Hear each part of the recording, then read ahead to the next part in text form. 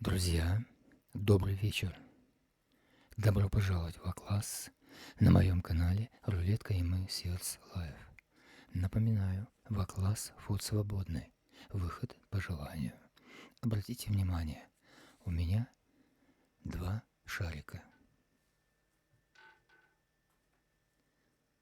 Теннисный шарик. В теннис сейчас мы играть не будем. Это средний шарик, диаметр его 21 миллиметр. Тоже в теннис играть не будем. Он будет вращаться, как полагается, по треку.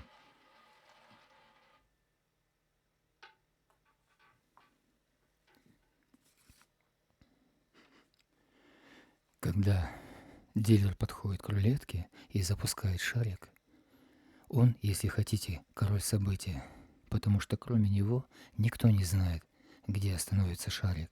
А зря. Но об этом потом. Каждый дилер стремится познать тайну скорости диска и шарика. Тема сегодня – первая практика. На практических занятиях разговор будет о скоростях диска, о скоростях шарика, о технике броска. Это очень сложный и долгий путь. Ваше внимание должно быть максимальным для того, чтобы со временем, при постоянных просмотрах, а это уже обязательно, если хотите развивать способность, научиться различать разницу скорости и диска, и шарика. Также разговор будет о рулетке, о ее секретах. Если вы подумали о магнитах или о каких-то хитростях, забудьте об этом. На моей рулетке нет и не было, и не будет никаких магнитов. Ну что, сыграю несколько бросков, посмотрим, как ложится сегодня шарик. Естественно, теннисный я уберу.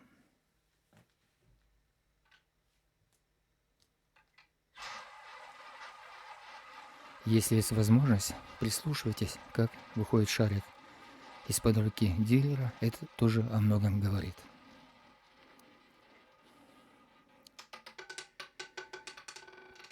Ну что, бросок был где-то от 8, но он где-то туда же пришел, но еще сделаем.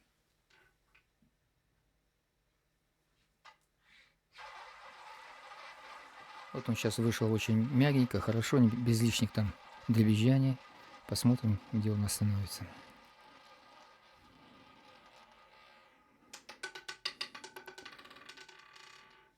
И еще один бросок.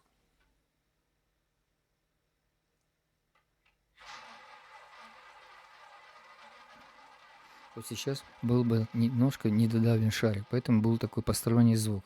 Может сейчас скакать, ну посмотрим. Да, вот видите, он где-то полетел, ударился, подскочил, опять пошел. Ну еще сделаем бросок.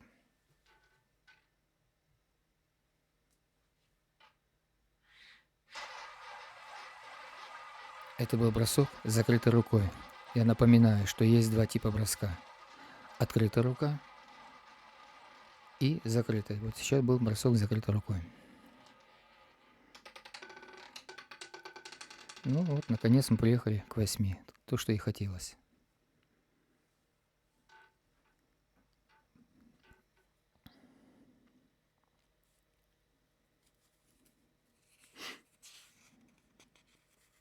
Друзья, как бы ни был закручен шарик, как бы ни был закручен диск, это скорость. Вот, допустим, вот это медленная скорость диска. Вот немножко быстрее. Вот еще быстрее. И еще быстрее. И еще быстрее. Это, при всех случаях, это скорость. Также и скорость шарика. Может быть, чуть медленнее, чуть быстрее, очень быстро. И так далее.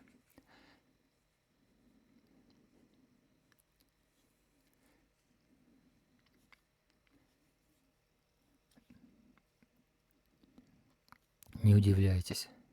Не удивляйтесь. Даже если диск не крутится, это тоже скорость.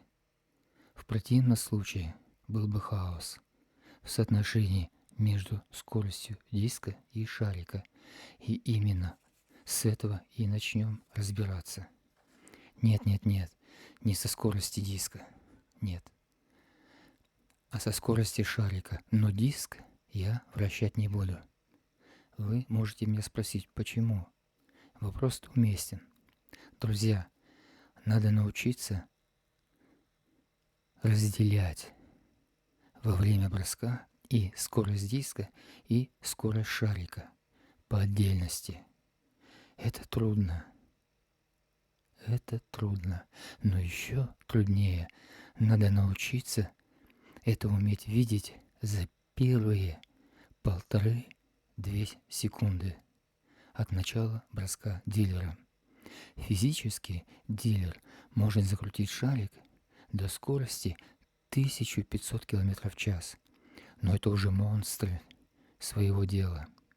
При таком вращении на некоторых рулетках шарик буквально поет высочайшие ноты.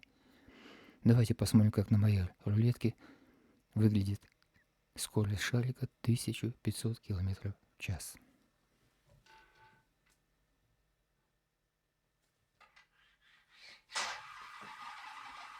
Он, может быть, не поет высочайшие ноты, потому что разные рулетки, у них разное строение. Ноты это где-то рядышком была скорость 1500 км в час.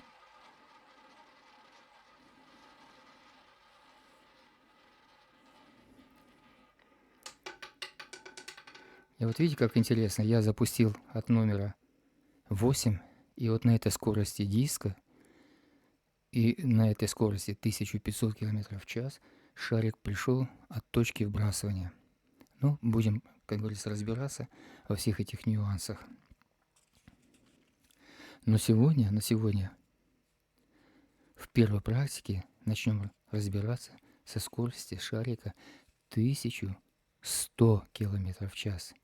Эту скорость я закрепил за как раз теннисным шариком.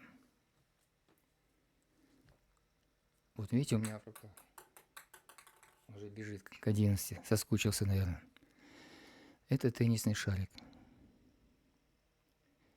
И если я его покажу после броска, вы должны уже запомнить, что это скорость 1100 км в час. Я не буду его крутить, я буду его показывать в руках. Крутиться будет в данном случае, естественно, шарик маленький. Не путайте, пожалуйста.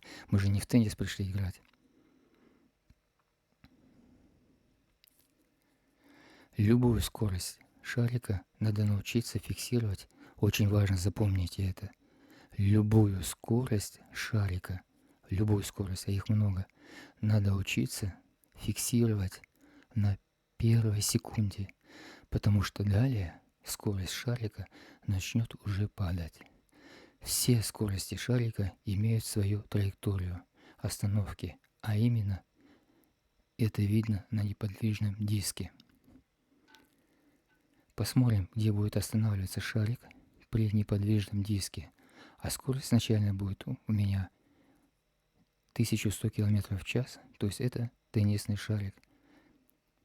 Причем обратите внимание, бросок будет открытой рукой. Это очень важно, потому что при броске с закрытой рукой, вот так, при броске с закрытой рукой есть нюансы. Но давайте все по порядку. Друзья, во время эфира иногда я буду показывать интересные, на мой взгляд, вопросы. Давайте посмотрим один из них.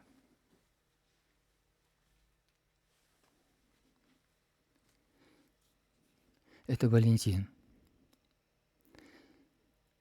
Он пишет: «Сердце, вы очень интересно рассказываете о рулетке. Вопрос: кто вам это рассказал или где вы научились этому?» Ну что, вопрос хороший, можно сказать, грамотный.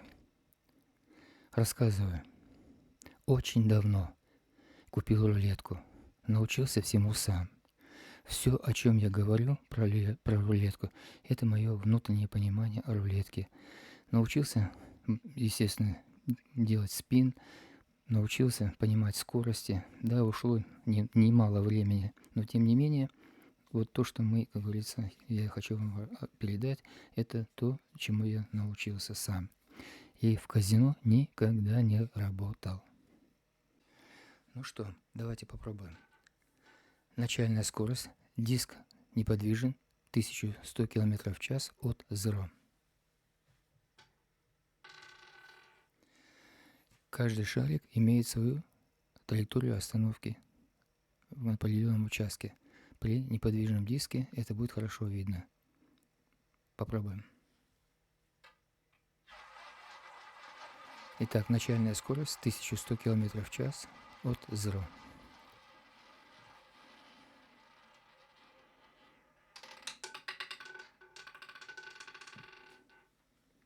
Шарик остановился в номере 16.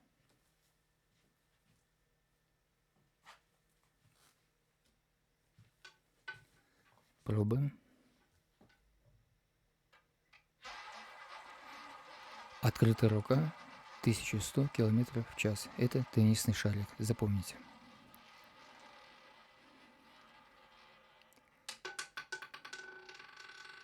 Шарик остановился в номере 5.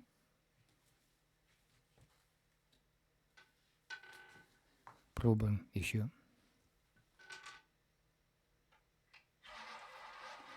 Открытая рука, спин от 0, начальная скорость 1100 км в час.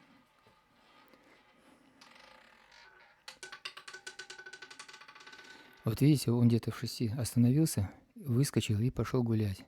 Вот это называется зависание шарика. От этого никто не застрахован. Пробуем еще. —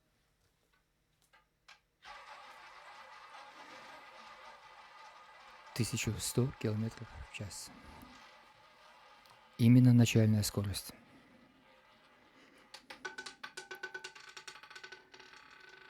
Шарик остановился в номере 23.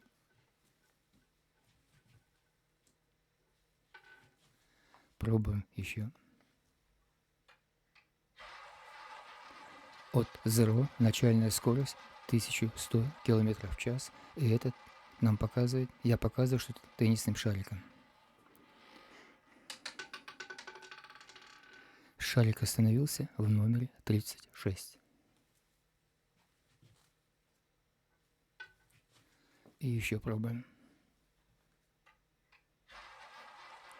Начальная скорость 1100 км в час. Запомните, это теннисный шарик нам говорит об этом. Шарик остановился в номере 30.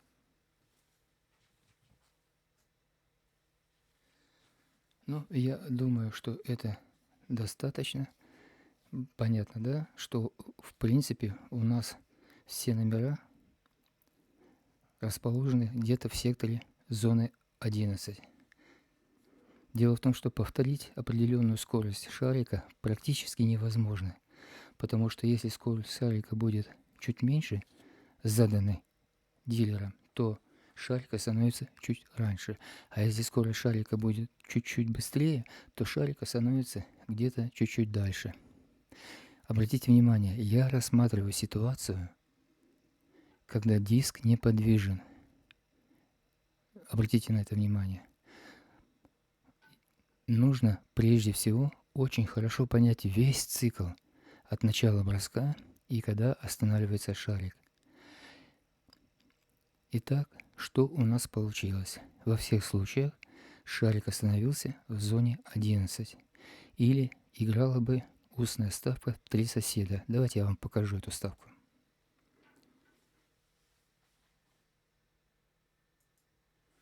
Вот посмотрите. Зона 11, зона 11. И у нас 3 соседа. 11, 5, 34. 11, 5, 34. Если вы посмотрите еще раз, для тех, кто, может быть, только-только начал смотреть, первый раз я поделил колесо на 8 зон. И соседи, 3 соседа. Это оптимальная ставка для игры. Так, вернемся. Сейчас я уберу метки.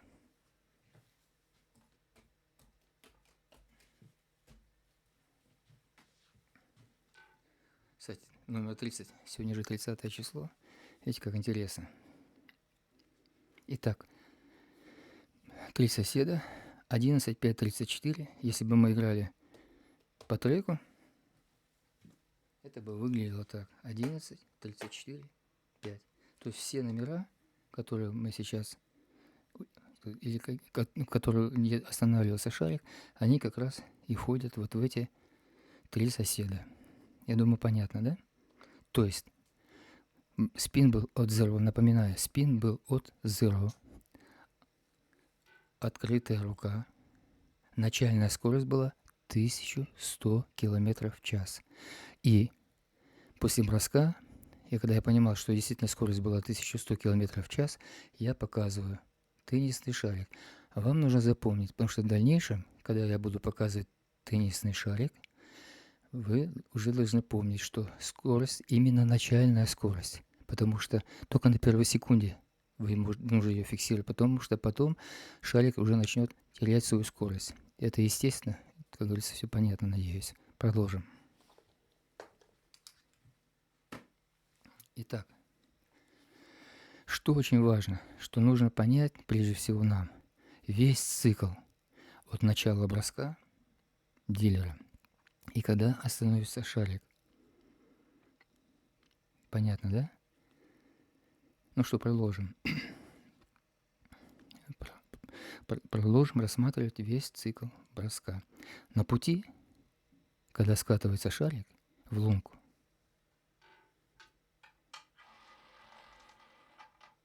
встречаются вот эти железки. Видите? Вот эти железки. Они называются дефлекторы.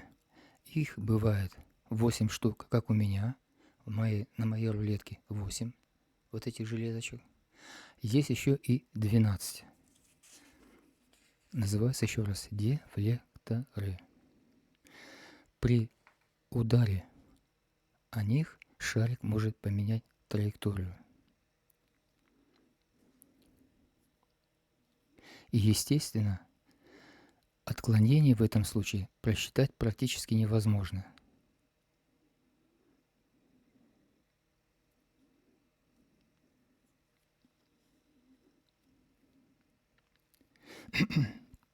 Продолжим.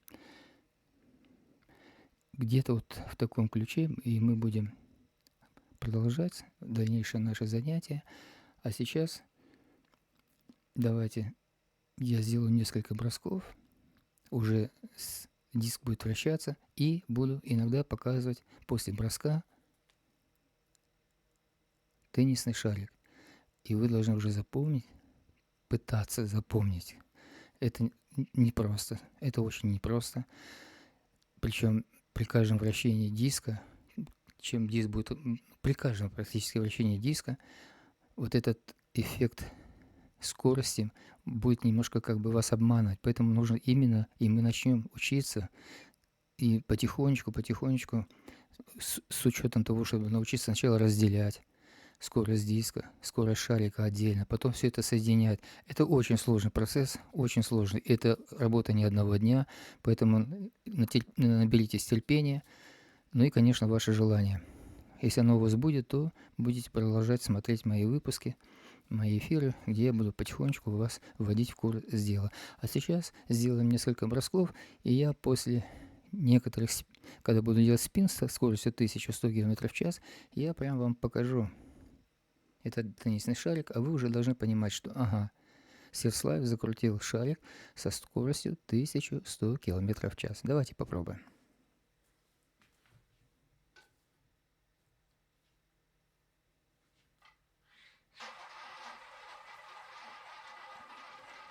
Да, вот сейчас я запустил скорость шарика 1100 км в час. И показал, естественно. Замечательно. Откуда бросил, он туда же и пришел. Давайте еще.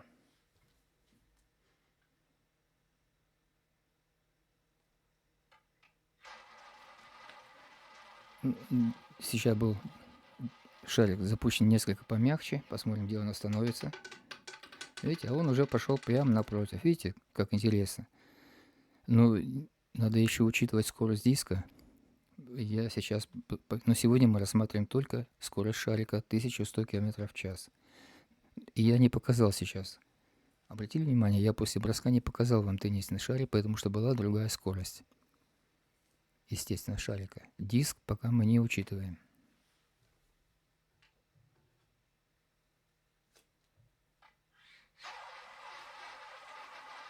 Достаточно мягко вышел шарик. Бросил я где-то от 28. Ну, посмотрим, где он остановится. Ну, я не показал теннисный шарик, значит, скорость была другая. Угу. Хорошо.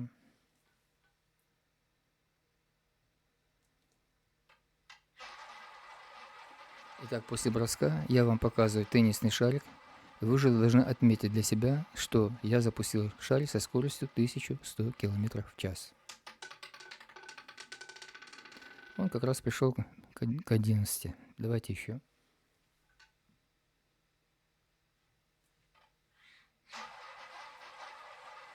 Опять после броска 1100 км в час. Ну что, придет в те?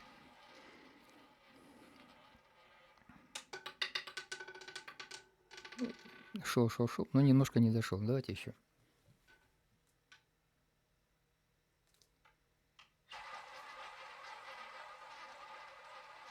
1100 км в час. Добьем. Он вышел достаточно мягко, хорошо, не должен сильно дергаться. Да, и вот он прям пришел в номер 30. А так как сегодня у нас 30 августа, ну и пусть он, так скажем, и лежит в этом месте. Друзья, ну вот видите, как интересно. Шарик остановился в номере 30, а сегодня у нас 30 августа, в канун начала учебного года. Во всех учебных заведениях с 1 числа, через 2 дня, начнутся учебные занятия. И вы знаете, это символично, так как в А-классе у нас тоже первое практическое занятие. А вот исключительность заключается в том, что в А-классе тема будет только одна – рулетка. Но вот способность, которую нужно будет совершенствовать в А-классе, как раз-таки и совершенствуется во всех учебных заведениях, начиная с 1 класса и заканчивая во всех учебных заведениях, высших учебных заведениях. И символичность заключается, вы знаете, еще и в том, что практические занятия начинаются... Вот возьмите ручку, пожалуйста, сейчас возьмите ручку. То есть сегодня, 30 августа 2024, то есть 30082024. Вот если сложить все числа этой даты, то в сумме получится число 1. То есть, вот давайте посчитаем. 30 плюс 0,8. Нули отбрасываем. 3 и 8 получается 11. А в сумме 1 и 1 будет 2.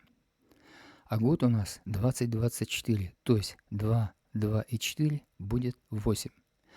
И у нас там двоечка была. То есть 8 плюс 2 будет 10. А 10 это 1 плюс 0. Получается 1. То есть в А-классе сегодня первое практическое занятие. Ну так получилось, это не специально. Друзья, ну и, конечно, во всех учебных заведениях дают задания на дом. Не будем нарушать эту традицию. И я вам предлагаю домашнее задание. В чем оно заключается? Если вы помните, мы на неподвижном диске от 0, шарик ложился в зону 11. Я думаю, вы еще не забыли об этом. Я хочу вам дать домашнее задание. И это была левая рука.